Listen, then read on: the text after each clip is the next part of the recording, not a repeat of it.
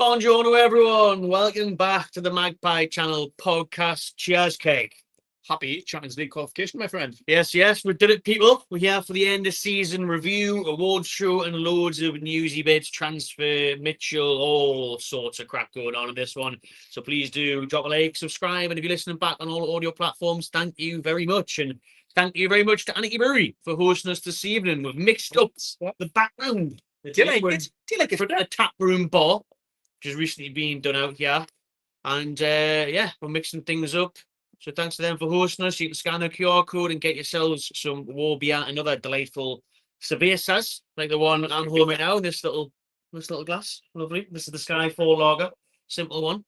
Easy one. And all your IPAs are available on there as well. For the advertisement of all the stuff that we've currently got on draft on in the tap room as well in the background there. That's a good show. Actually, you could just point to that. So we've got this, and this. If you can read and you're watching on YouTube, it's all there. It's all there. All the brown ale specials, the IPAs, 7.7s, Stitcher. all the Stitchers. We're obviously not on that today. Oh, The messy one. what's it? Stitch off. Wheels of Death or something in this. No, Some sort of like Guinness, Wall of Death. That it's like 9.9 or something like that. their version of Guinness. Mental heavy stout there. Thanks to everyone that's locking in already. We can see is there. Okay, let's get straight into the. I don't think we really need to talk about the Everton stuff so much because it was a few days ago. It was a terrible game. Yeah, I don't want to talk about it. Got the job done. We'll talk about Champions League soon. So that is a fresh. Who's that? Lager. It's a fresh one.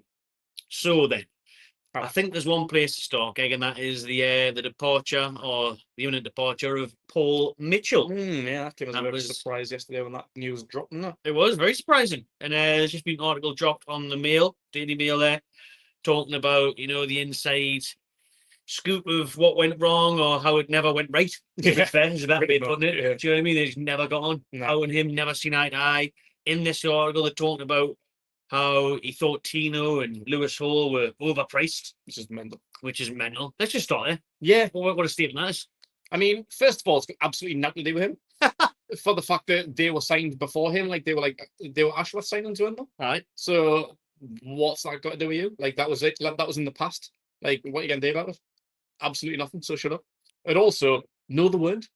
At the time, I think everyone could probably agree that you looked at the price tags when they were signed, kind of unproven youngsters, spent a lot of money on them. You're thinking, ooh, that's a bit pricey, that.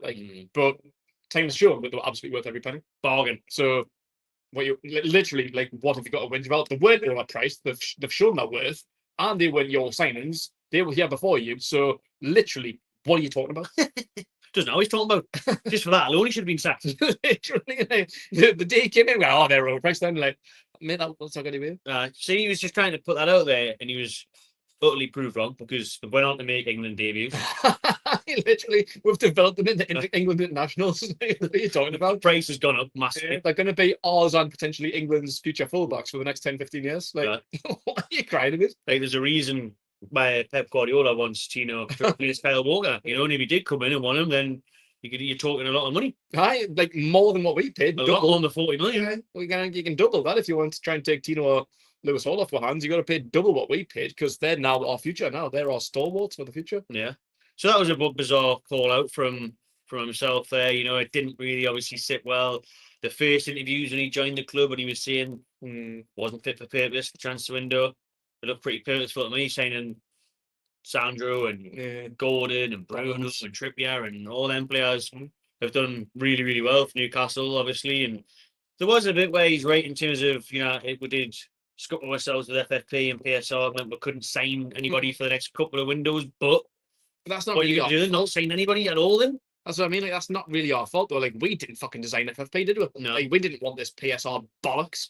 But where we were, where Mike actually spent name money, we had to spend money. We were in the relegation zone when we had the takeover. We were destined with Brucey. We were what was it, 19th in the league with no league wins. Yeah. What did you want me to do? It would have been a bigger loss getting relegated. Yeah, it would have been we had to spend money, to survive in that first January window where I was saying Bruno. We did. And then what's your game for the next season? Just continue to survive. Just finish 12th for the next 10 years. We need to invest. We need to develop. That's why we spent money on Botman, Gordon, whoever else we signed. People after that, get Barnes and Tonali, Livramento. Like we spent big money. Isaac. Like Yeah. we spent big money because we fucking had to. We need to. Like, fucking had We're to. terrible players. We had terrible squad players because of Mike I'll Ashley. just keep having Dwight Gale and Matt Ritchie for the next 4 years. I know. Hey, Matt Ritchie continued for a while, didn't he? Ritchie How's it Jamal Lascelles? I sound. Legends, absolute legends. And as Aaron says, yeah, you know, you pay him for potential, and Yeah, especially of course. English potential is the highest tax bracket you can get. I say, like at the time, it was pricey, and it could have backfired if they didn't work out. And if you remember, we signed Tino off of an ACL. He spent a year out. He was a big risk. And Lewis Hall as well. Like he was kind of adapting to the left back position. Like he's not really a natural left back. He was like 18 years old or something at the time. Like we spent big money on them, and they were risky. But where's the risk now? Like that risk paid off. Paid off big time. Double. Yeah. And then in this article as well, there's talk about, you know, Mitchell went around the place and he doesn't care who he upsets. Kind of a bit of an eggshell atmosphere in the training ground and stuff. It's not good. I get sort of kind of having some like authority, like if you're like the boss, Sorry, you've kind of got to. Yeah, I get like not like caring who you upset. Like if you've got a job to do and you're going in there and you're going to like do what you want to do and kind of stamp some authority, then I get it. But it's also that's a bit risky, you know. Like not a lot of people are going to like that, and you're going to rub people up the wrong way, and then you're going to create an atmosphere. So I get it. But you've just got to be cautious in how you do it, and it seems like his approach wasn't right. No, it seems like he went to like a naughty boys school as a head teacher. He's trying to crack the whip, stamp his authority. I'm the main man now. Not the best way to go, really.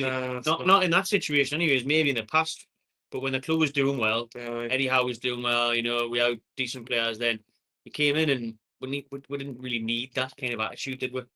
We're on the right trajectory, and what I feel like now is.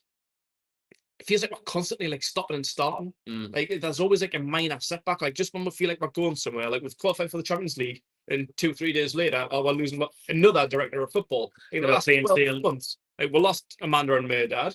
Then Darren Neal's announced his illness, and he would be stepping down eventually. Then Dan Ashworth finally stopped cutting hedges and got his job at Man United. So then we've got his replacement in, and that replacement's already fucked off. It's like, wow, when?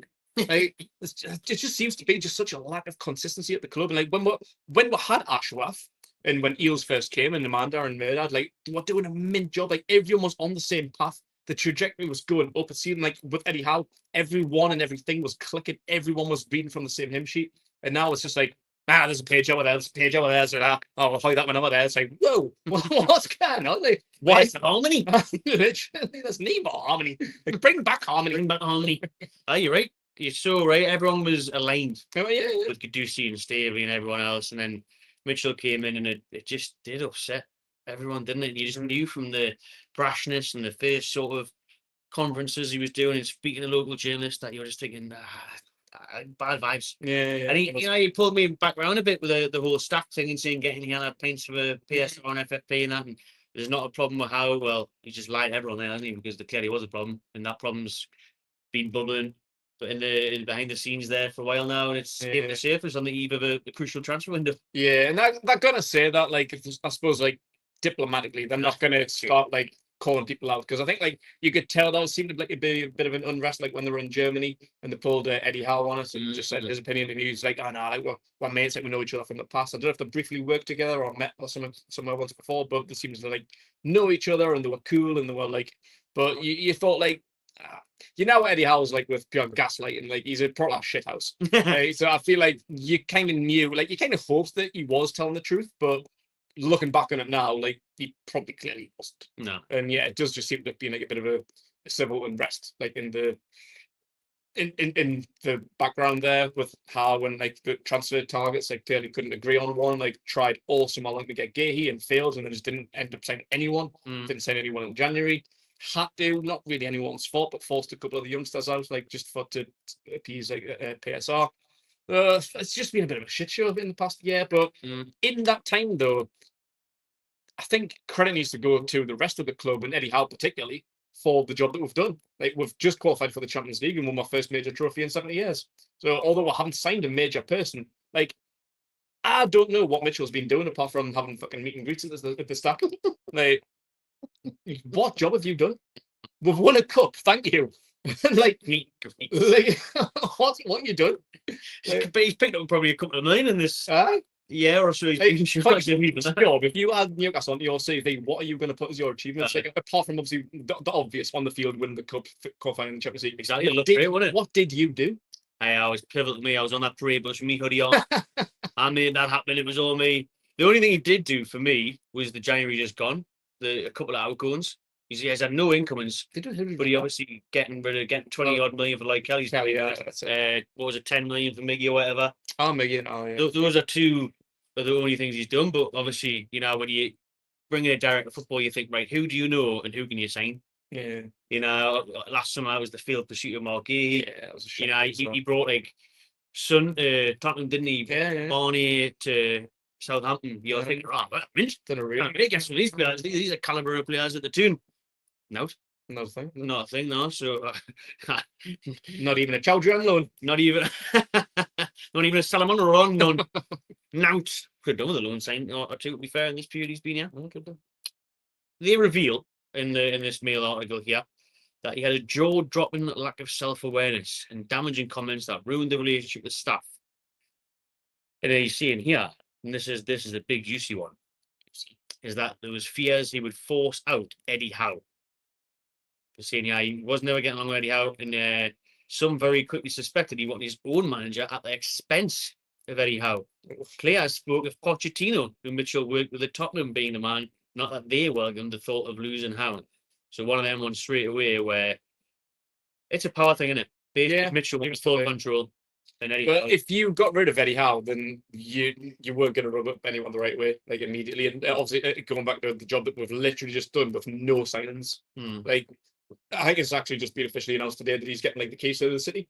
yeah, freedom in Newcastle, yeah. Yeah, freedom in Newcastle. Like, what have you done, Paul Mitchell? Aye. Like, Where's your keys to the city? yeah. Yeah?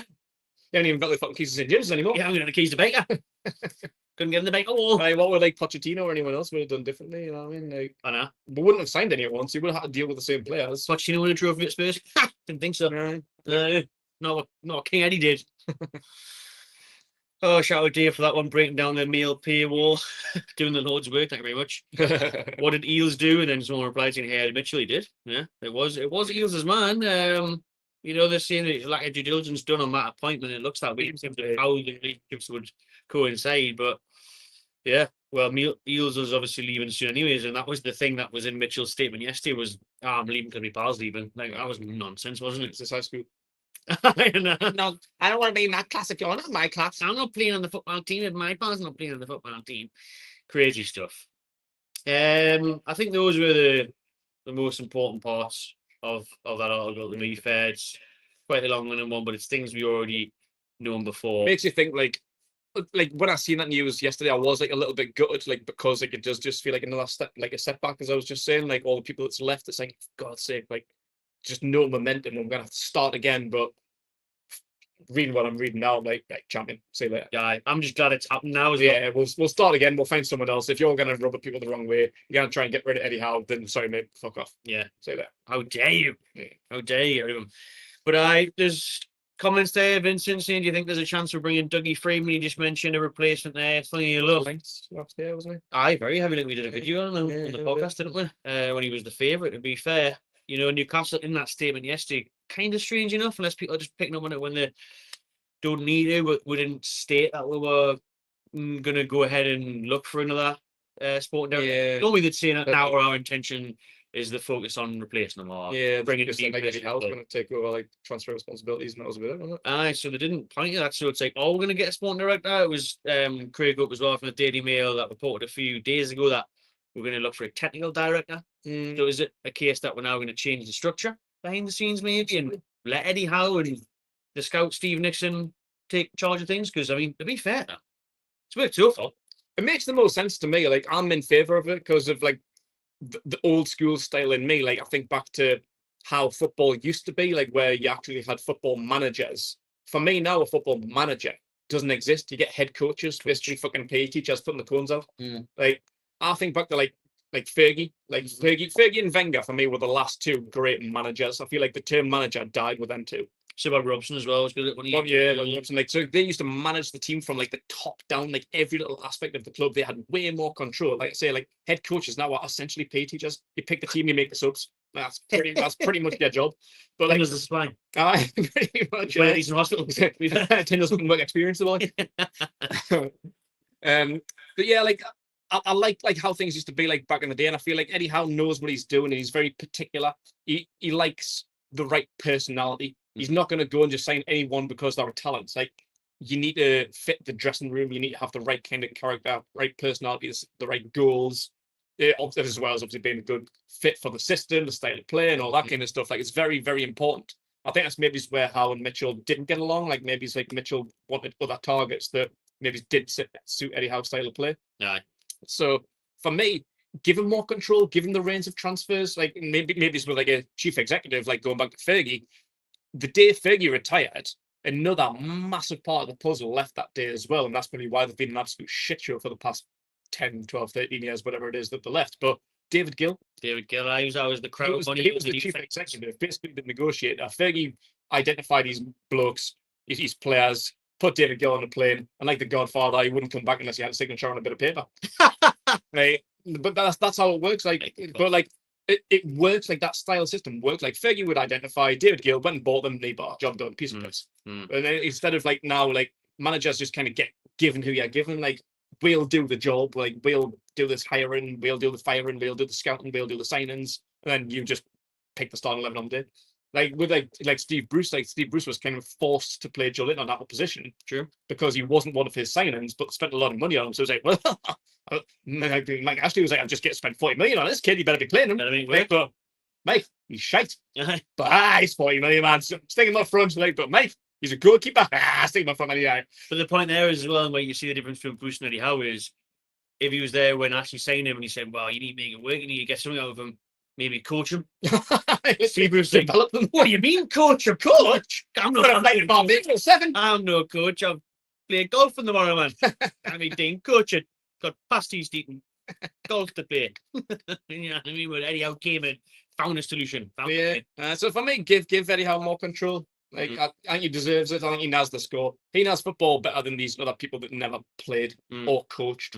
Like, so yeah, like hire someone to help, like a David Gill type, chief executive type, whatever. But let Eddie Howe manage the club, because he's quite capable of doing it. So important we get this next one right in it, because, and you're right, it has to come down to working together. Yeah, basically, it has to be the proper relationship where they come in and they don't try and be the main man. They don't try and be assertive too much and brash. I just be like, right, Eddie, I respect you. You've done great things. We're going to work together here, and you have the final say. I might recommend this player. I think he's great from the French league. Do a job. What do you think? Bad notes. Instead of being like, shouldn't have signed that in this player. Should sign this kid from Germany instead. You know what I mean? Like, you overspent on Tino Livermore, don't think so. Yeah, you overspent on Tino. You could have got this kid from Bayern Leverkusen or something. Like, just respect and let him have the final say and stop stepping on eggshells. Anyways, on to the potential replacements. Then someone asked about Friedman there. That could definitely be one. He's a favourite before Mitchell came in. Probably would have been a better choice. Sure. Funny name put up today, okay? According to the iPaper. Oh, Demba Ba is someone who has admirers at Newcastle United and not as a backup to Isaac. Well, to be fair, Wilson out, Boy. Get your shin pads out. Get your shin back. Well, I suppose he could do. You know what I mean? Maybe a couple of injuries. Why not? Demba Ba fans playing Champions League, son. They've added the former Toon striker to the network now, and he's a fan of the work that Eddie Howe has done. During a recent interview, Ba praised Howe, took him for long-term success. So since retiring from playing keg, I didn't have a clue about this. No, I didn't until about 5 minutes ago. Not going to try and pretend I do like other people. Ba has turned his attention to being a sporting director. He's had a transformative impact at League Two side USL Dunkirk, for those of us, but it's spelled mad on there, Dunkirk and then Q, where he is director of football and minority owner. His work there has gathered a lot of attention with League Club Rennes recently linked with appointing Ba as their new sporting director. So get your strawberry syrup back. Ba's coming to the tune. I mean, that one is mental for me. You can't be appointing Ba when he's just worked in bloody. It's a big step up. Like, I kind of the next one's good from Rennes.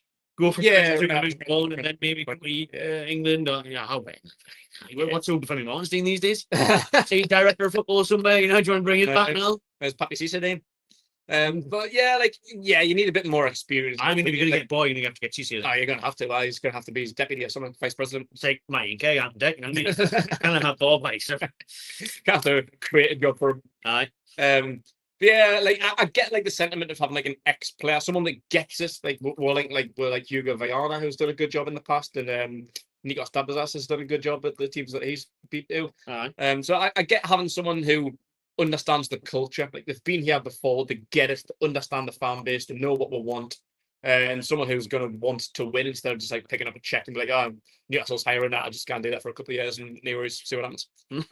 But yeah, I think these players with a connection and a history are going to want to do a good job. So I get it, but I would like him to have a bit more experience and a bit more pedigree. Yeah, he may have done a good job with a second-tier French team, but that's not the kind of aim that we have. We want to win a Premier League in the coming years. If we want to compete in the Champions League, we want to win FA Cups and stuff.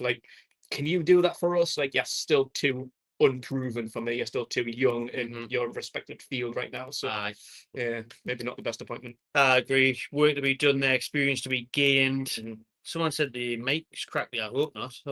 Anyone else that would know how the audio is, or if it's sounding okay? Paolo Maldini. Oh. There's a shout there from Stapleton. He's obviously done a good job out there. So he just left all last year, didn't he? There we go then. There we go. What's he in these days? He was on loan at Carlisle, wasn't he? Played for Wigan and Carlisle. All right. Paolo Domatini. Domatini, all right. Paolo Maldini, him that used to play for England. So someone's listening on Joe Linton. There's the one listening on headphones, little cracks. Hopefully that sorted itself out. Hopefully everyone else can hear all right. Let me know what the audio is like in the comments, people. Shout out everyone that's tuned in, 226 people. Drop a like, subscribe if you haven't already. Smash it. Let's move on then, Keg, to the Champions League. Yeah. We are back, baby. We have done it. Just about. Yeah. It would have thought Man United would be the ones to do it. Bloody hell. I'm sure you literally said last week that you can't rely on Man United to do any favours. I never thought they would. I mean, it did take because it did take keeper Martinez getting sent off. Yeah. It did take a dodgy goal being disallowed. I mean, he never had control of the ball at Bayern, did it? No, that was a fair goal for me. So, Villa red card. It took Villa being absolutely robbed for us to get it on the final day, but I think we deserve it. And it's about time. We had a slice of luck. We haven't had that ever, to be honest with you. And Villa had it. People were pointing it out. Villa put a complaint in at the PGMOL about the decision, but it was all right for them a few years ago. They've had plenty of decisions in their way. So what's happening when they got relegated? Exactly. Yeah. And then there was another one someone pointed out, I believe. So there we go. There we go. Our record this season, 20 wins, I think. Yeah. We could have finished. We're talking about finishing second the other week. We ended up finishing fifth. Yeah. Doesn't matter. Second, third, fourth, fifth. All the Champions League. And we are there. Sub on the whole end. As Ian says, a couple of people saying the sound's okay, set audio's okay. Nice one, cheers, lads. Maybe it's just the headphones, or if you listen like that, but hopefully it's alright. Yeah. Something to look into. You're looking at that next season. To be fair, I can get some new mics and stuff as well, specifically for the podcast. So stay tuned for that one. But for now, hopefully these are working. Alright, sounds fine to you, Ian. Thank you, Ian. Which teams do you want to face, Keg? Alvin. Alvin, but you'll get a chance to face most of them in this new format. Well, I do 8 games now instead of 6. Yeah, and I don't really understand how the new league format works in terms of seeding. They still have a seed. Yeah, because I've seeds, because 2 years ago we were the bottom seed because we finished 4th. We were in the bottom pot, and that's why we ended up in the group of death. What fucking pot we're going to be finishing 5th? Actually, again, 4th. I think. We're going to be pretty low, so I don't know if it works the same way. We're going to be drawn up against the good teams, but if that is the case, I've got genuinely no clue how the Champions League works anymore. I'm looking forward to finding out. You find out. But if that is the case, then we're going to get some tough opposition. So we're done well for what we've done last year. 2 years ago, I keep saying last year. A couple of years ago when we were in the Champions League, we got the group of death. We finished bottom. But by no means did we embarrass ourselves. Right up until even during that last game we were going through, we were 1-0 up against AC Milan. We just had to see it through. Obviously, didn't go through our way, and I think the other result screwed over as well, and ended up finishing bottom. But it was a tight group, and we've done really well. Smashed PSG at home. Got robbed in 1-0 win away as That well. was shocking. That's the one I've only seen it. Yeah, got you. Good draw at San Siro. In Milan, yeah. I felt like both games against Dortmund weren't too bad. And I think a lot of people complained about them and we weren't great, but didn't embarrass ourselves. We're our age. Let's remember Big Dortmund well. got the final. Yeah, Also, did as well. Yeah, not a bad team. So, yeah, if we're going to be in this bottom seed, just bring it on. Just bring on the big boys. Like I don't even really care anymore. Like I feel like it's quite fair to say we're not going to go far, although Aston Villa got the quarterfinals and they would have been a fourth seeded team last year, wouldn't they? So Arsenal got the semi-finals. We beat them 3 times this season. yeah, so it depends how you go. So I say just bring it on. Whoever we get, just roll with us. Like being class to get some away days, Barcelona, Bayern Munich, Real Madrid. Yeah. Class. Like yeah, you want them kind of teams. Like I know it doesn't look good on paper. I think, but you got to test yourself to be the best. You know, it is though. It does even itself out a lot more in this new format because 4 home and 4 away. Yeah. I don't like the part where you can't get like revenge, if you like. You know how obviously you play with last time we played PSG at home, PSG. Yeah. This time you don't get that. So see, we got a dodgy decision against PSG away. There's no bringing them back to St James's Park or having that first. Yeah. But you will play some top teams, Mhm. but you'll also play some of the, which there was lesser teams, the Champions League, to be fair. Star Belgrades. Or Olympiacos or something like that, more so than just playing like we did, Milan, PSG, you know. So I think we will have a decent balance. Mhm. I can't wait for that draw. It's the end of August when we'll find out who will get the Champions League, the first 8 games, and obviously from there, depends on where you finish. There's obviously a really good chance of getting through because I only think it's the bottom 5 or 8 teams in the 24 that still go through. Yeah. So obviously it's all separated in brackets from like 1 to 8 and then 8 to 16 and 16 to 20 or something like that. We'll obviously look into that further when it closer it comes. But the funny thing is about the way it works is that you can't necessarily judge it. Liverpool finished first in the Champions League table. Yeah.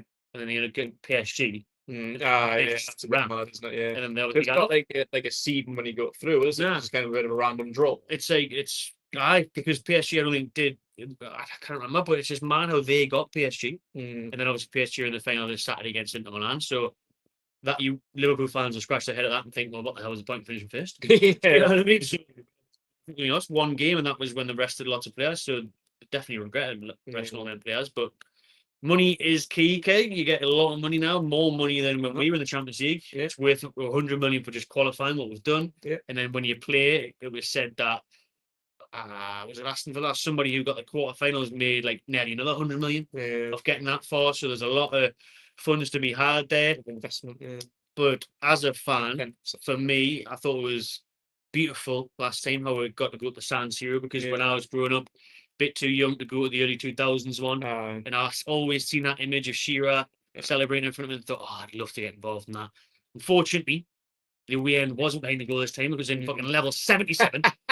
And I didn't make heights. So I was right up there. It was awful. But it was also... Yeah, exactly. It did, to be fair. And it was also, what a sensation. What a couple of days down by the canal and everything. That was just the best crack ever. This time round, I would love to see us play Barcelona again. Similar nostalgia there, you know, a spree against Barca. Hopefully the new camp will be ready. I'm not sure. Obviously, they're playing at the bloody smaller stadium at the minute with a running track. If that would be nice to see them at the new camp or welcome them back to St James's Park like we did in the late 90s. I'd love to have a taste of Real Madrid. Because I've seen it on the channel. I did a vlog, a stadium tour of the Bernabeu a couple of years ago when I was in Madrid. And it was getting done then. Obviously now it is completely finished. Have done so. It was a building site. You need a bloody bucket hat to go on another stadium tour. Leaks everywhere. But now it's sorted. So top 2 for me would be Barca, Real Madrid, or Atletico Madrid. That was a good stadium that I went to and watched the game there. And I wouldn't mind going to the Allianz, bit of Bayern Munich, another German competition, and maybe like a proper random, you know, strange one. Yeah, that was the only thing I was looking forward to. But you feel like somewhere a bit random. I totally out there where you never normally go. Like I don't know, middle of Iceland or middle of bloody fucking Azerbaijan or something. You're not going to get in the Champions League, but somewhere different. You know what I mean? Somewhere different would be nice as well. Yeah, I'm up for anything. The big boys, but a bit of a mixture. I get some kind of like random teams, like Cluj or something. Bit of Cluj, bit of Bruges. And do you know where the final is, Kate? I don't actually. You should do because you're a big fan of it. It's your favourite chicken in the world, I believe. Oh, Budapest. It's Budapest, baby. Or the Pushkash Arena. Pushkash. Love it. What was that 60, 70,000 seater? It's a big one. Aye. Big one. So there we go. Imagine that. Me, you, Budapest. It's next May. I can't wait there now. You would? I would know. But what a city back there. It is. It's fast, isn't it? Amazing place.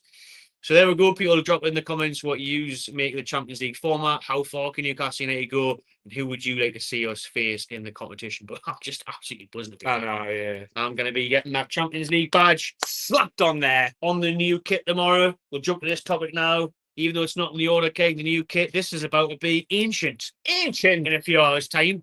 I'm wearing a retro one soon, this one. And some people are watching tomorrow because 9 a.m. tomorrow, Thursday morning, the new kit is out. Online, club store, Mecca Centre, Phoenix, all that carry on. JD probably as well, I think. They're still our official retailer still. So the new kit's out, Keg. We did a video a couple of times on leaks. Yeah, it was pretty bang on, to be fair, in the end. There was obviously one or two tweaks, the blue trim and everything, the little fuzzy pattern. It's just on the outskirts of the stripes, not in the middle. Thoughts on the new kit now it's been officially launched? And you've seen, obviously, the players wore in the defeat Everton as well. Yeah. I really like it. You like it? I'm a big fan, yeah. I said when we were like kind of reviewing the leaks that I've not been impressed by a leak in years. Yeah, I don't think I've liked a single like leak that's ever been released. Every time I first see it, I'm like, that's lifted. But like when it comes out and you see it on Big Joe and Rapper and them guns, and you see Sexy Fab wearing it, so I'm like, nah, sorry, like to be fair. Well, like, yeah, like, even when the kits have been released over the past few years, like I always like them, but I'm like, I don't love them, but when I actually like seen this one, I was like, oh, you know what it is? I'm actually a really big fan. That's probably my favorite one in years. Because it's just a bit different. So, like the kind of blurred out like black and white line, like the bit fuzz and like the blue trim around. I like the collar because on the leak one, it went all the way around. Yeah, and I think like it's not all the way around. It's got like the middle bit like cut off, and it's got like a bit more of a collar on the authentic like that. Yeah, on the fan one. I think that will be the collar. That's because it's the same as this one. You know, this is the player version. Badge is different. Okay, that's badge. The badge is different. Yeah. Content's obviously different. Because on the player one this year it's like this, and then on the fan one it's more rounded. So it'll be like that again. I think the club haven't still released like the done version on the website, which is quite neat. Yeah. So normally you'd be able to see how the prices, the player version, the fan version, all the socks. That'll be in. People be surprised tomorrow morning when again £100 back. When they think, oh, the one that Julian's wearing is 120 quid. And then the fan version is like 80, 90 quid. Yeah. It's going to be pricey, man. Yeah. It'll be pricey. It is. But yeah, I like it. I do. I like it, yeah. I've just added the comments to the stage as well there, people. So your comments will now come on the right-hand side. Apologies, forgot to do that this week. But yeah, we'll let that new feature we've got here on the channel. So I like it as well. You're right about the leaks, when the first one came out. Yeah, I reserve my judgment on leaks now because... Yeah, I don't like to get myself carried away. Aye, I probably should have done that because I went a bit heavy on stuff. I didn't like it, and then when I seen it last week, it was a bit of a flip flop. I was like, oh, actually, I do really like it. And then on Sunday when I seen it, and Bruno's jumping in the crowd wearing it, so I'm a big fan of it. Big fan. So Ian's asking, Matt, are you doing a video tomorrow? Of course I will be. I'll be there at 8 o'clock in the morning tomorrow, checking out the queues, asking the fans what they thought of the top or showing you up close and personal. And I will be there at the stadium to view the top and splashing the cash on it myself. Splash. Big splashing because it's pricey. So if you use that, can't get your hands on it tomorrow, check out the channel. The video will drop around 11 a.m. and I'll show you the detailed version up close and personal, as good as it can get. Competition on the minute in that. There is, guy. Good show. Thanks for that plug, guy. You can go ahead and look at our Facebook, Instagram, and obviously in the YouTube community as well. So if you remember, if not, become a member of the Magpie Channel TV. The link will be in the description or on the homepage somewhere, and you can become a member, and then that gives you the opportunity to win the new home shirt. So for as little as $1.99 a month, you can join the Magpie Channel. We do monthly giveaways, and this month we are doing the brand new home shirt, and then you can get an extra chance to win it by heading over to Facebook, Instagram, and entering there as well. Yeah. Thanks to our friends at Fleet Street, we're going to be putting that out together, and you'll come to Fleet Street, make no payment for me, to be fair, and collect your new shirt. So best of luck. Best of luck is. The winner will be announced at Friday, 7 p.m. Keep an eye on that one. Will you be splashing the cash on the new shirt? Or? Not right now. Nah, eventually. you're not much of a shirt buyer now, is Really, it? no, I'm You not got the really winners into it. one, which obviously you have to. Yeah, I'm a bit more of like a collector. Like, I'll probably get it like this time next year when it's like 20 quid. Yeah, exactly. It's 60% off the I know. current kit, so fair enough. Yeah, no, like it's just a lot of money. Like I just can't really justify Yeah, it. the 100 quid for the Yeah. farm one, and obviously over 100 quid for the player. Yeah. So I'm not going to be waiting in any queues. Like I'll get it maybe when it comes down a bit in price. But yeah, I'm not really that bothered by it. Like, but yeah, I'll get it eventually. Like I like keeping like original kits. Like I'm a bit of a kit collector. Just for kind of like nostalgic reasons. Like you say, like that shirt's about to be retro, but for me, that's a must-have shirt. Like, that's why I had to get like the winners edition because like it'll never die. It'll never be old. True. Like that's why I like old kits because like they're like a part of history. They're like bits of like memory road. Like they mean something. Like they mean something from the past. And that's why like I like the new kit as well because it's original. Like whereas I don't mind remakes. I've mentioned this multiple times on the channel. Like I like all of the remakes that Adidas have made. Like that's a take of like the 2001 shirt in it, so that's a bit of a remake. MCL thick stripes. But yeah, like what into like a new era now. Like I want to like create memories. Like I want to be in like 30 years time going like, oh, remember that kit from 2026 when we won the Champions League. Like that, like bad memories. Like that's the shirt that we won our first kit in 70 years with, so that will never die. Like I think the one from 2 years ago, even though it was Castorian, was even Funny Date as well. When we had the takeover, never die. Like, it'll never die because then images will live in your head. Like everyone wearing that kit outside St James's, like celebrating the takeover. Like memories like that, Nice. like always live long with me, and that's why I like having like certain shirts like to go like with history. I like that bit of meaning about the memories. And like they're worth it in the end of now. Like they might be 100 quid, but I'd rather have the original to give to my son in 20, 30 years time instead of having the fucking DHK 299 special. Like I'd rather buy the original like when it's like worth it instead of like getting like copies. Like I'm not a big copy fan because like they're not worth anything. Unless the small way about it, actually, if you can get a good copy, because some of them are terrible, by the way. Yeah, But some of them are great. You see them, really, you think, oh, man, you can just tell. But like, some of them you can't tell. No. So maybe if you wait a month for them to get that right in that bottom world, and they get the copy right, you could buy that, wear it throughout the season, spill a couple of paints on the match day, and then when it comes to April, good idea. get the real one. Yeah, For £6. smart. Tactical. Club's not gonna make us saying that. Sorry about that. But it's true. Do you know what I mean? It's a lot of money. But I do agree. I think it's right to get ones that have meaning, and this one now is historic. Yeah. Literally. Never die. And I'll tell you why next season's historic and why everyone should buy next season's eventually. Because they're going to the Champions League. Because it'll be the last time you see this badge. Oh, that's a good point. On the kit. Smart. Yeah. The last ever time you'll see that, our current crest on a kit, because from the season after, is apparently I'm going to have the new one. There we go. It may just be a little refined version of this. Hopefully nothing too drastic. But it'll be the last time. So that's one way of looking at it. And people have said, I don't like the blue and that, but I like it. But I think it brings it to life a bit. I do like it. So I'll be there. So stay tuned to the channel for that video dropping tomorrow morning. Right, okay, let's get into the juicy stuff. End of season awards. Kick this one right off, and we could give out a lot of candidates. Player of the season. As always, people let me know how you feel. Drop your player of the season in the comments. That will automatically appear on the screen as well.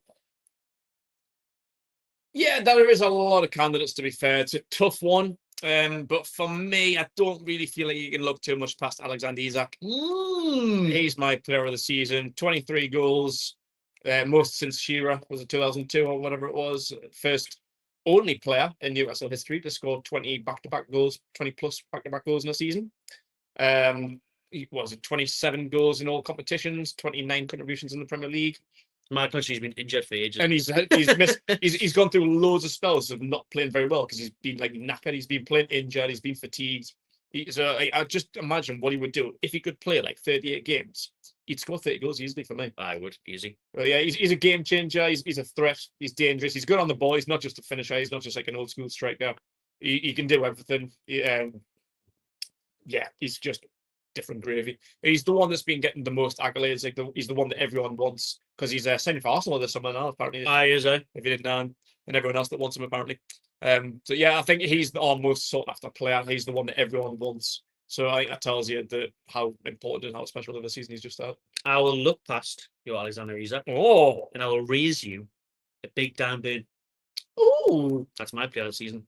that's a brilliant shout.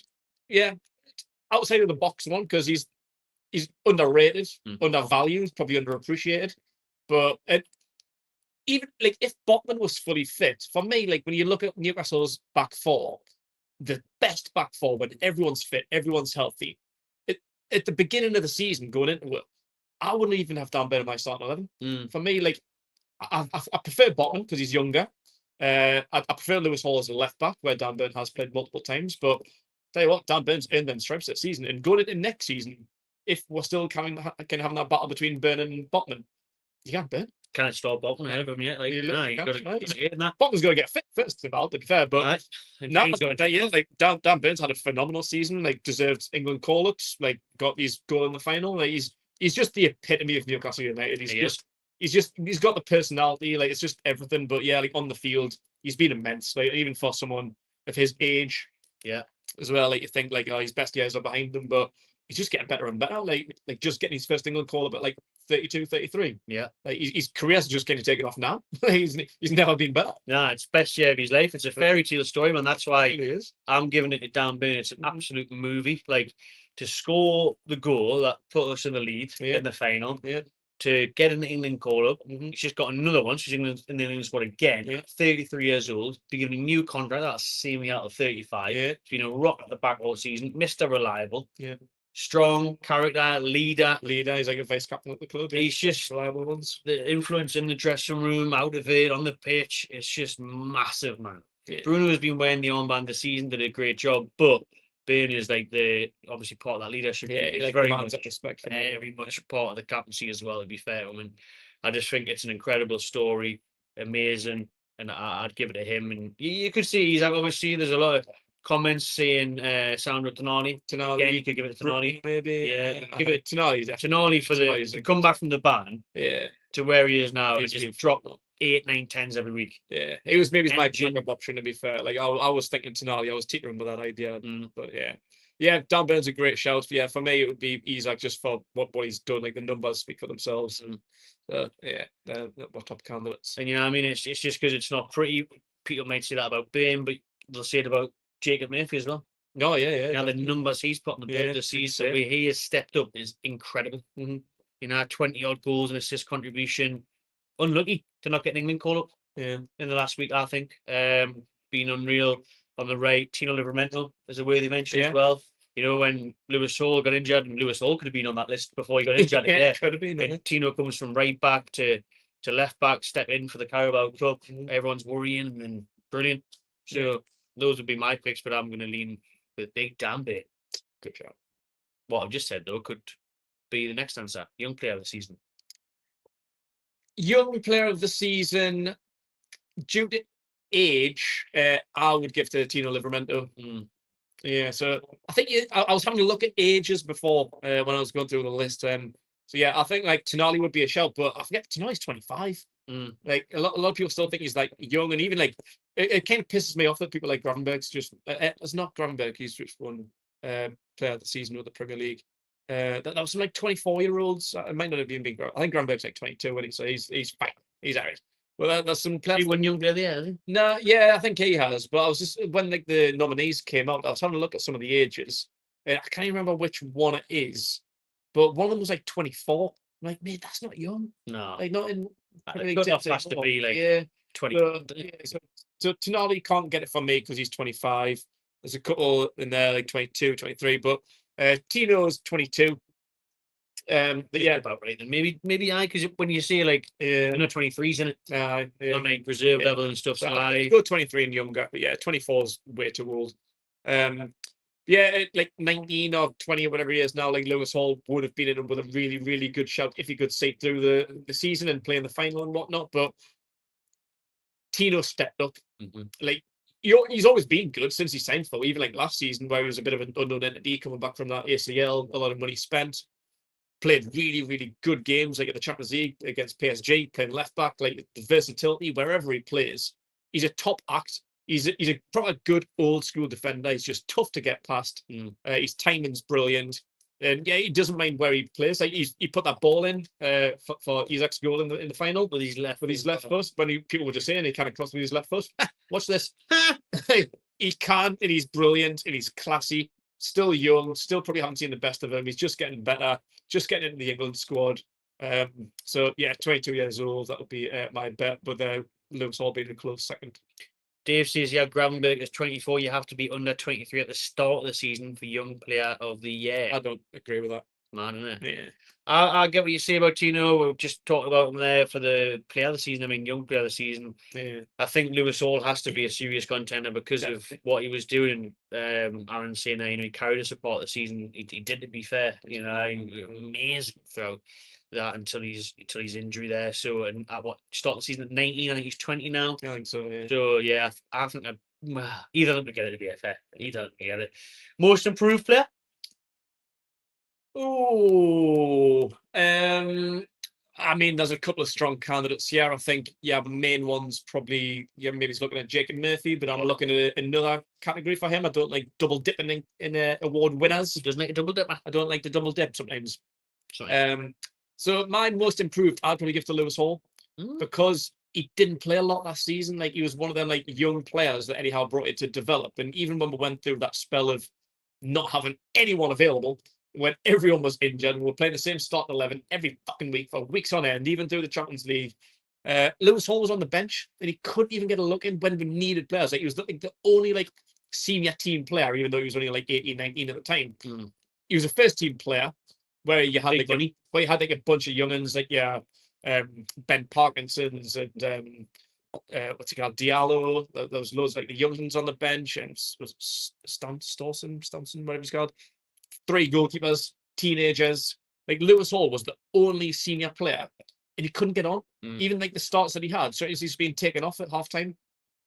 So his first spell was a bit rocky. His loan year that he had was a bit iffy.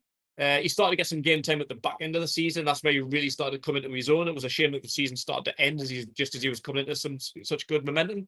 But he picked right up where he left off, and from week 1, he's just been immense. Yeah. Another one that's deserved an England call up, and he was proved this season, not last season, that he is our future. He's England's future. He's Newcastle's future at left back. He's the answer. So yeah, from the sort of disappointing season that I feel like he had last season to where he's come to this season, he's my most improved. I like that, and you're right about when everyone was screaming for him to get a chance, and Howe was deploying patience, and he finally came in. You could see that, to be honest. You could. Murphy is the obvious one for me. I think Murphy, with the increase in goals and assists, is just the highlights are there. The goals is just ridiculous. The levels he's got to. But I can see both that. Kieran saying Harvey Barnes ? Obviously, 9 goals this season. Very good season. Yeah. It's second top goal scorer with Gordon and somebody else, I think. So yeah, Barnes when he's came in has done well. But yeah, I like all those shouts. To be fair, I would probably go with Murphy for me. But you're right on Hall. I didn't get much game time last year. Then come in and done him. People are saying player of the season, young player of the season. So unsung hero. This is where I'm going to nominate Jacob Murphy. Jacob Murphy. There's a few in there. I think both Tino and Hall could be in here. I think Dan Burn's a massive shout. Yeah, Dan Burn is. I feel like Tonali probably is, because I feel like people aren't really giving him his flowers as much as he should do. Maybe Bruno's a bit unsung as well. I think because he's Jacob Murphy and he's 30-year-old and English and done very, very little in his career up until now, people are really underestimating him. And I think even among our fan base, I think people still aren't really giving him the full flowers that he deserves, because we're going to go into this summer transfer window looking for a right winger, as we have been and probably should have signed in the last 2-3 years, probably. But we haven't. We started the season selling Yankuba Minta. We only went in with Almiron probably as my starter. Murphy is your backup, and that was it. That's why we were screaming out for a winger. I wanted Minta to start. I wanted Minta off of his loan spell last year to be our starter coming in this year. Obviously, I had to sell him, so that didn't work out. And then if they sign somebody, anybody will do. We're looking at Chiesa. And went into the season with Murphy and Almiron. Was like, yeah, now that's horrendous. That's really, really, really, really shit. Hopefully, Barnes or Gordon can adapt, which they tried at the beginning of the season, didn't work out. But Murphy's really, really stepped up. And Yeah, what's his contributions? Like 18, 19 goal contributions? I think it's something about like 20. I don't know, maybe that. So it's like 12 assists. 12 assists, 8, 9 goals. something like that. It's like- about 20. yeah. So yeah, he's probably the one before most improved, but he's probably still unsung as well because didn't get in the England setup. Mm-hmm. Gosh, Based on his stats this season, why not? I thought Tuchel would call him up now because of calling up Burn, Aye. still calling up Jordan Henderson. Yeah, literally, that's what I mean. So it's not an age thing. Yeah, like with these numbers, why isn't he in the Yeah, England squad? why not? So he's definitely unsung. He's not getting the flowers he deserves. No, that's a very good point. Unsung for me, I'd like to chuck in Fabian Schär because Yeah, everyone mentions Dan Burn, everyone mentions the exciting fullbacks. he got 8 goals, 8, 9 goals this season. In all competitions, maybe I think I've got 4 here in the Premier League, so maybe 8 in domestic as well. 4 goals in the Premier League, some big ones, some important ones, some screamers as usual. 34 matches he's played again for the 33-year-old. Yeah. Just every week, going on the radar a little bit because he's just so solid and reliable. Yeah. Now he had a little bit of a knockback in a couple of months of the season, but gained composure and confidence again from there. And some of the the ability he's got, the ball playing skills, and then it's just class, man. And we've said it before on the podcast, one of the best ballers in Premier League history. Yeah. And just doing it week in, week out. 34 games a season for a 33-year-old, Yeah. alongside another 33. Yeah, and they're both getting new contracts. And I think obviously, it's because he's been here a while now, and we're kind of expected from him, but we shouldn't Yeah. because he cost pennies, Yeah. and he's getting better as well. He can't he's getting better. Like, better. well, like goal contributions for centre backs insane. Like the amount of goals, like even just getting forward, like free kicks. And then he's scored on the weekend. He scored a penalty against Wimbledon. Aye, part of the journey. Yeah, Part of the journey. it is. Important stuff. Yeah, so that's a good shout, and I think Harvey Barnes is maybe a good shout here as well because again, when you look at your strongest starting 11, he probably doesn't get in, but he's outperformed Anthony Gordon this season. That's mad. So yeah, I think Harvey Barnes is a good candidate. Like Thomas. Aye, for the. Did he play? I was Once, I think. going to say the minutes that he played. I think it was about 45. Did he not like come He played at half time? and Ruddy came on. So for the 45 minutes that he played, I saw Well done, class. Some of the shouts here. Burn, Canali, and Murphy. Even Gordon's getting a shout there. Kraft. Nebraska, to be fair, is a good one. That Dubravka's I like that one there by Anthony He Nebraska. stepped up what he needed. Aye. That's a really good shout. And someone mentioned Pope as well because I thought he was finished, came back from his injury and finished the season strong.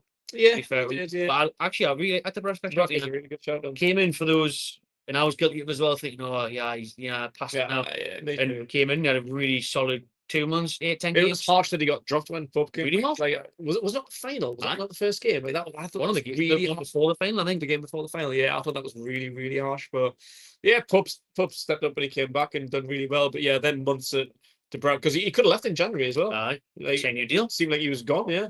So yeah, Dubravka's a really good show. Yeah, I think that's well done, Anthony, on that one. Goal of the season. Ooh, I was talking La la. about highlights this afternoon. But to be fair, there's some really good ones that you forget about. Early on, there's some bangers as well. But funnily enough, just after I finished watching the highlights, the Premier League announced that Alexander Isak's goal at home to Liverpool has been nominated for goal of the season. That's mine. That's mine as well. That's mine. Yeah, Maybe obvious, but it's mine. Yeah, that's mine. And yeah, the Premier League's recognised it as well today. So yeah, I think it's got to be that one. Aye. Many ones that we could run through. I think my second choice is Harvey Barnes' goal away to Wolves. Yeah, that was my second choice as well. Yeah. Yeah, there's been some good goals this season, but yeah, them two especially. Aye. But yeah, Isak's goal just turning Van Dijk and smashing it top corner outside box. I mean, that was unreal, wasn't it? Absolutely class. I also love Isak's header against Arsenal. The build-up. Yeah, that was one that I kind of forgot about. But when I watched it this afternoon again, because it was Gordon's whip in, like he's a proper old school like Beckham like cross.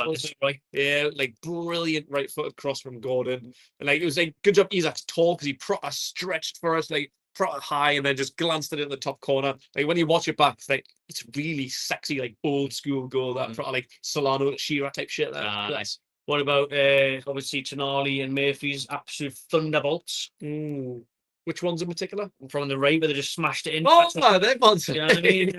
Miles out, no one thought it could happen. Yeah, Defied physics, just smashed it in. yeah, they all got goals. Obviously, Tonali admitted that he didn't really mean it, but Murphy said he went for it. It looks like he did. So Yeah, those are that's kind crazy. of why you wouldn't get them, because especially Tonali did admit that it was an accident, so you can't really give that as a candidate. Although I think Tonali's goal, I think was it at home to Brentford. I think the first one. I think both goals actually. His Okay. first one off the edge of the box, like kind of like sliced us, like just hit it like well, first nice time style. in the bottom corner. Yeah, a skimsy side. That was a sexy goal. That one. Mhm. Even the second one was a pretty good finish. But yeah, that first one was really good goal. And obviously, we could see it down Ben's header against Liverpool. Yeah, that's an easy candidate. That one. It's one of my favorite goals of all time. That one. Well, it is. My favorite goal of all time. That's why I guess the other season. But you could also lean into the next question, which is game of the season. We all know game of the season is going to be the cup final. Yeah. So take that one out of the equation. Your next game of the season. That was two in the space of like 4 days for me that I'm kind of toying in between. I'm leaning towards, in fact, I'll give you my second choice, and it was Palace 5-0. Nice. First choice, Man United 4-1. Oh, They were both within the same week.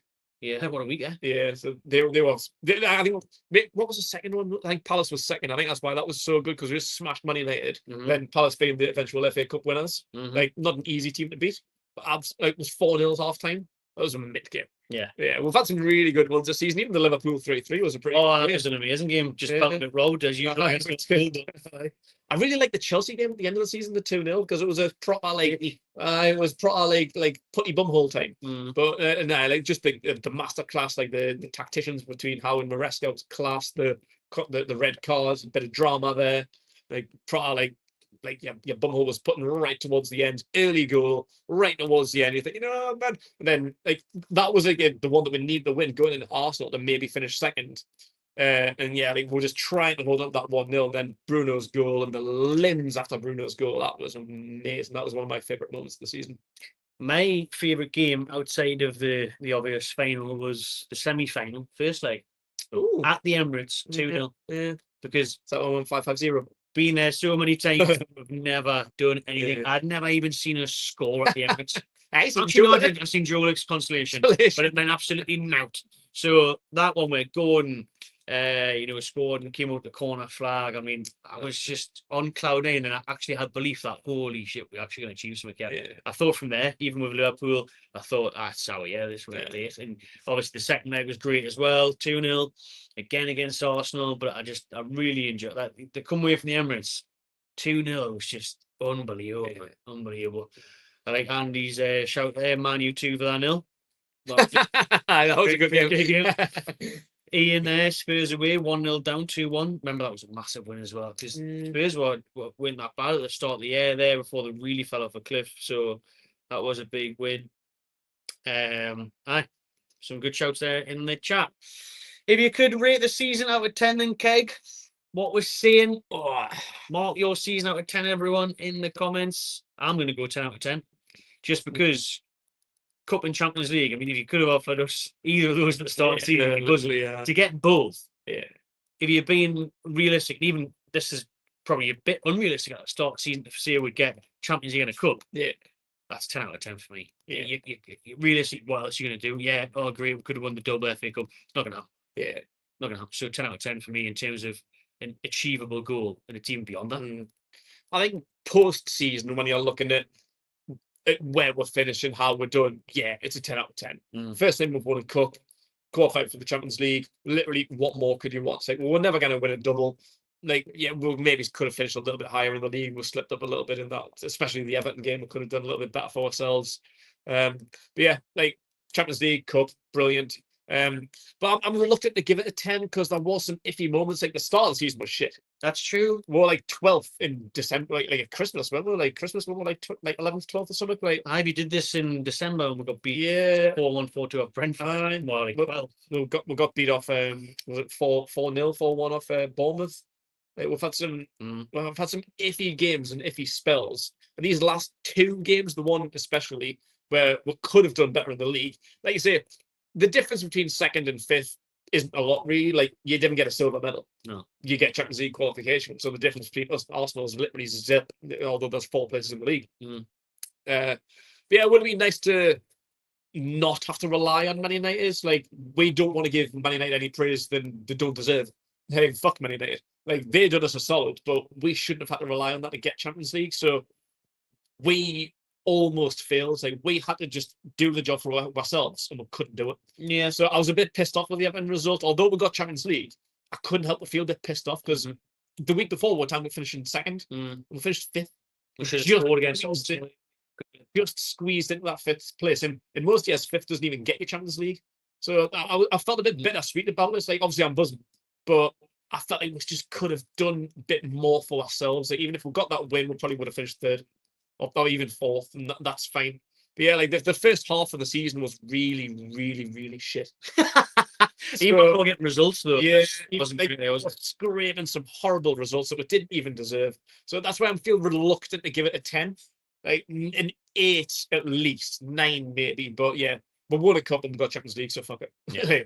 That's what we came here to do, and we've done it. So yeah. Shout out to Agent Tech Streams for the super chat. I think it's overlooked doing all this in the third year. Very true. Do you know what I mean? We're only 3 years in, really, to the project, the takeover, and doing this already. When you look at the other teams that haven't got in there and what's happening in Man U after all the money they've spent and everything, it's a very good point. Very good point. I've seen there was a comment saying that 10 means there's no room to improve.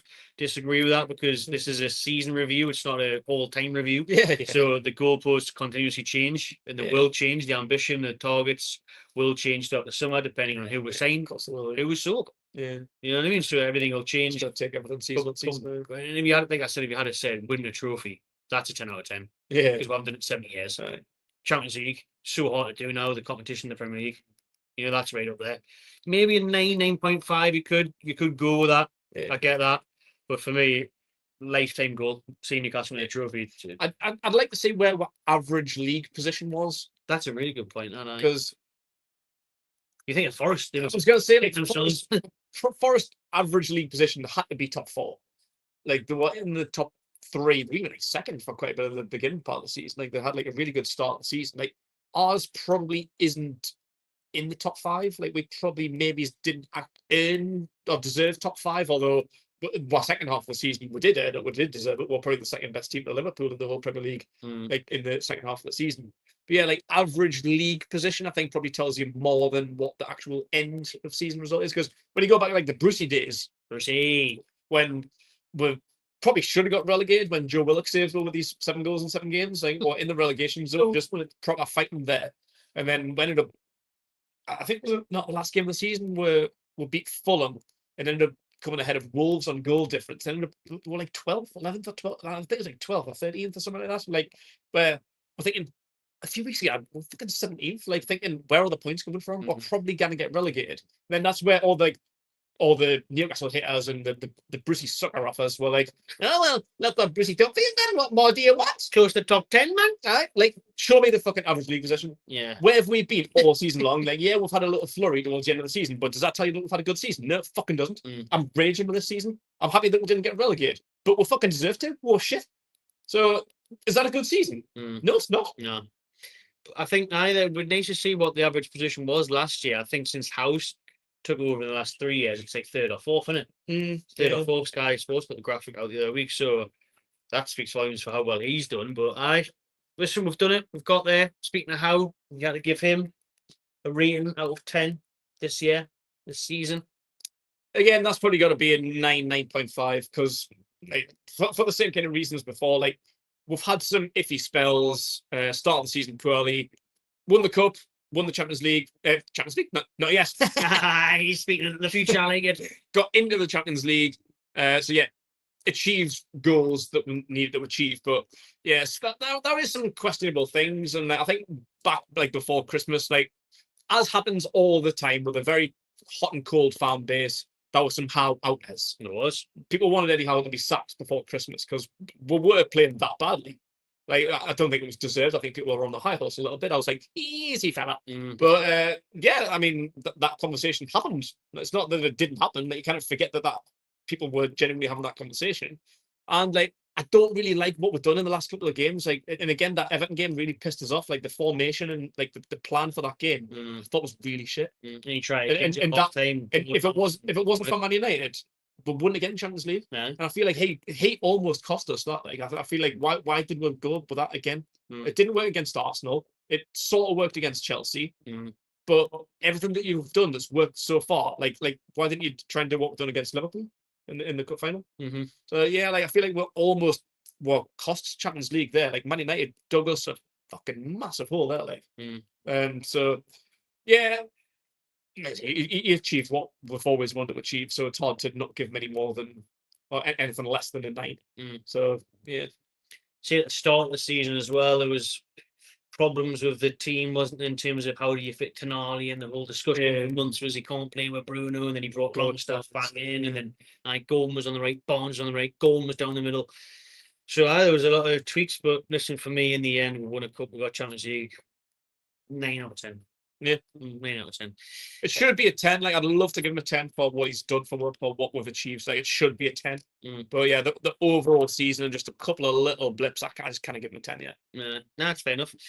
Let's finish off on a couple of questions, Keg. Starting off with the Mackems. Oh, they've obviously been promoted in the playoff final. Yep. And Derby Days will be back next year. Thoughts on that one? Excited. Nervous? I am. That's why, like, yeah, like I think every Derby game's like a bit of a nerve. Like, even like last season, like in the FA Cup, like I just can't be asked like losing to them. Like I really don't think we will. Like, I really don't think they're a very good team. No. Like they lose like each of the last like 5 or 6 games of the season, and even through the playoffs, like even the final. They weren't very good. No, it's terrible. They got the results they need to do. And can't play for 5 minutes to go, but yeah, that they'll be eaten alive just like everyone else has. Like over the past 2 years, like the 3 that's came up have just gone straight back down over the last 2 years. Aye. And I can probably say the same happening again, especially at Sunderland. Like not being funny with me Geordie hat on, they'll struggle big time. They will. That'll be funny. I think they'll get battered every week. For when they were in League One and that was like the debates, like I know you were in favour of them like coming up because you're one of the derbies back. Like I was indifferent. For me, it's a win-win. Like yeah, if they come up and we get the derbies back, great, because that were amazing. But if they were just to sit back and rot, I'd love that enough. Yeah, I'd love seeing them in League One, like trying to get out and struggling and getting the LDV Johnson's Paint pizza final, and losing. Like I was meant to. I thoroughly enjoyed them years, but they're back now, so got to deal with it. Just got to look forward to the derbies, and hopefully we can. We got rid of the 6 in a row thing with the cup final. I'm getting way too far ahead of myself today. the FA Cup winners, Stadium of Light last year. But yeah, we need to do them over in the league. We need to probably get rid of that 6 in a row thing gone, and just hopefully we just absolutely obliterate them. I can't wait for the home. Where do you want the first one to be? Where do you want to play them? Ooh, that's a good question. That. Do you know this? I would like it at home early on. I'd like it at home in August. Yeah, first few weeks. Yeah, first few weeks, sun shining, early start, lovely stuff before the Champions League kicks in. Usually are before the Champions League kicks in, because what they'll be hoping for is that where you play them. I love that we got Barcelona away, Galatasaray away, then 2 days later I got Sunderland at 10 o'clock in the morning.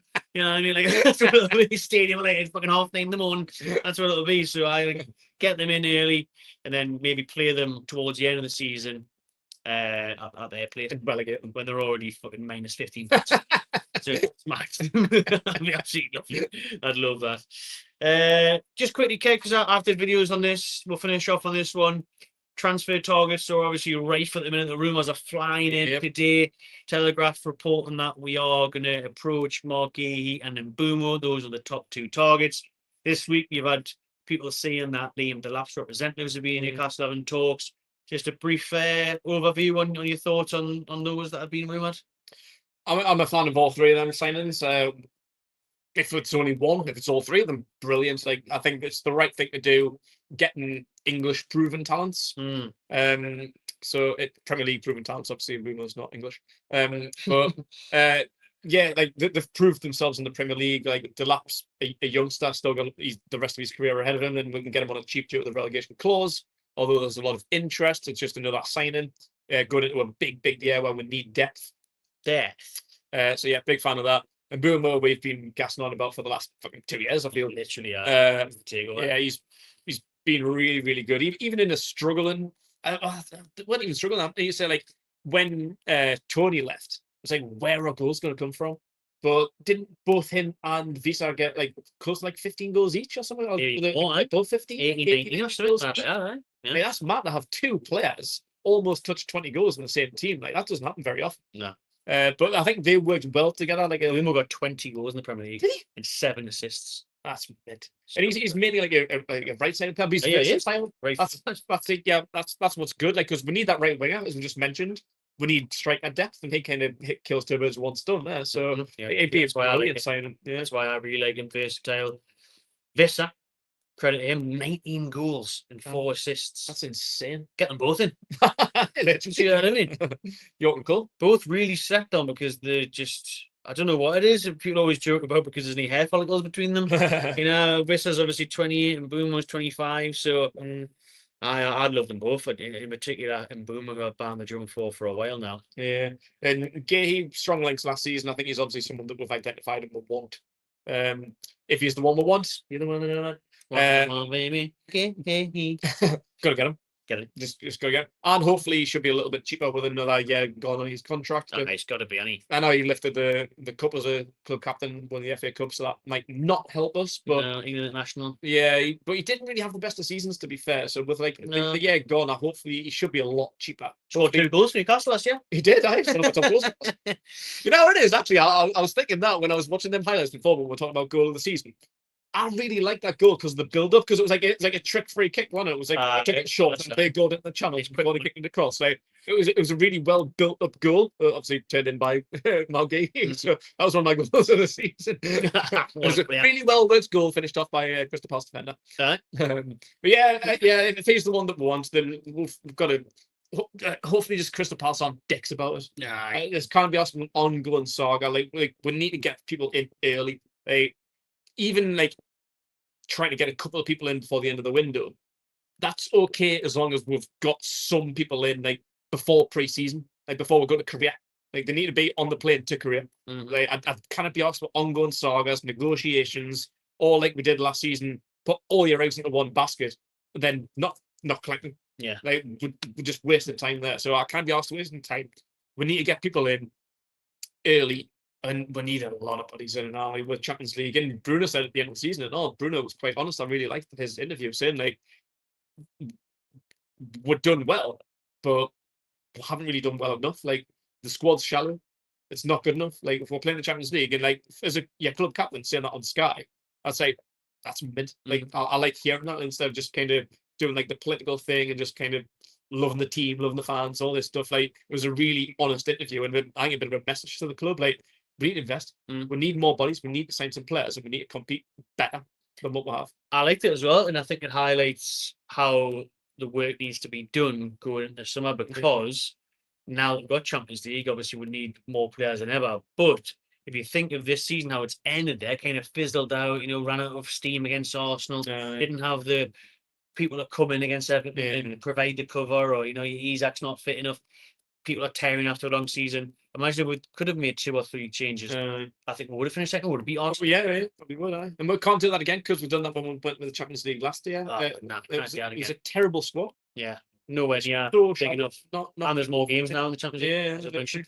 So yeah, we need to buy a lot of players, even if our team's really congested. Good. More competition. People need to fight for a place. Good. I like it. We'll finish off on that one, people. Thanks, everyone, for watching. Thanks to you listening back on all audio platforms. You are on Spotify, Google, Apple, wherever you get your podcasts. We are there. Cheers to Anarchy Brew for hosting us this evening. Make sure you subscribe to my channel TV and enjoy yourself.